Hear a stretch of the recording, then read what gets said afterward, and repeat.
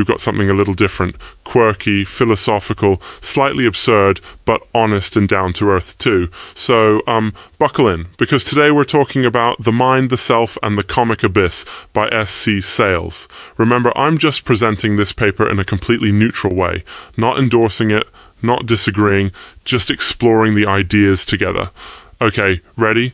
So, have you ever felt totally at odds with your own mind? Like, maybe you make a mistake and think, ugh, what was my brain even doing? Well, you're not alone.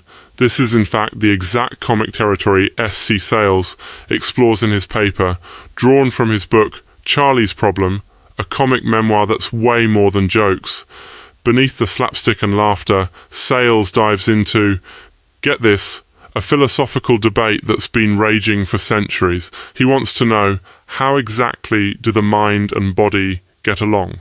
What is the self, really? And why does our brain, our main thinking tool, so often seem to mess with us? Why does it feel like we're fighting against our own thoughts sometimes? So why is this big, seemingly abstract problem important for you, for me, for anyone who's ever felt confused about their own thoughts? Well, Sayles shows, through humour, that understanding our inner comedian, if you want to call it that, is actually a way of figuring out how we think, how we misjudge, and how we kind of roll with our own ridiculousness.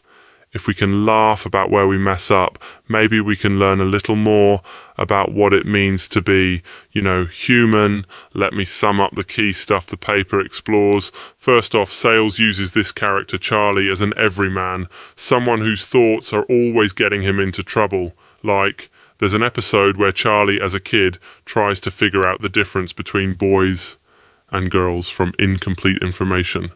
It's pretty hilarious, but it also shows how our brains constantly build weird theories from incomplete data. Sayles argues that we're all doing this, all the time. Our minds feed us stories, and most of the time they're sort of off base. The comic mishaps, the stupid mistakes, these are philosophical, according to Sayles.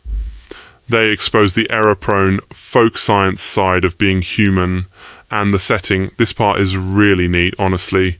Sayles isn't working in ivory towers or fancy lecture halls. The real insights come from working-class Yorkshire, pubs, mines, caravan parks. He uses idiom, regional humour, even northern soul music. The philosophy is rooted in ordinary stories, not abstraction. But here's the surprising thing. Those ordinary stories actually wrestle with the same questions as guys like Descartes or Sartre. What's it mean to live authentically? Where's truth hiding beneath all the silliness? Sayles' answer: humour is a tool. It lets us challenge both our biology and society's determinisms. In a word, it's how we rebel against the ridiculous. There's this recurring character, Naked Dave. He's possibly imaginary, or perhaps not. Sayles keeps things ambiguous on purpose. He says Naked Dave could be a hallucination, or a spirit, or simply a projection. It's a kind of philosophical dare. You decide. The point is, our minds fill in gaps, create stories, even invent invisible friends. But in these crazy gaps, Sayles says, this is where we find the limits of rationality. The more we try to force order, the more the absurd sneaks in. What does this mean for you? Well, maybe you don't have to see your own mental stumbles, your moments of ridiculousness as mere flaws. Maybe they're just inevitable artifacts of thinking, a sort of comedy data set your mind works through to eventually make sense of the world. Sayles isn't saying comedy is just for laughing.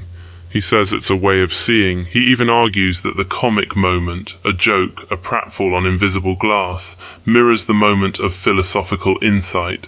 Expectation collapses, you see things as they really are, for a second anyway. I definitely have to emphasize. Sayles' approach is not about declaring some new revelation or truth. He even pokes fun at the idea that we could ever have clear total authority over ourselves or our brain. He draws on thinkers like Wittgenstein to say, Language itself, our everyday words, our idioms, are how we do philosophy, whether we know it or not. So your ordinary stories matter. They're part of the cosmic joke, the ongoing improvisation. So wrapping up, what does Sayles want you to take away? Maybe it's this. We're all Charlie sometimes. We've all had a falling out with our brains. Our errors are built in. If we can laugh, maybe we can learn. And if we can learn, maybe we can be just a little kinder to ourselves, knowing the search for sense is a shared, imperfect, comic journey. Remember, this isn't advice, and this isn't the final word. Just a set of insights you can consider, play with, question. If you want to dive deeper, take a look at S.C. Sayles' work. He's building a, comic philosophy of consciousness that just might have something to offer you right where you are.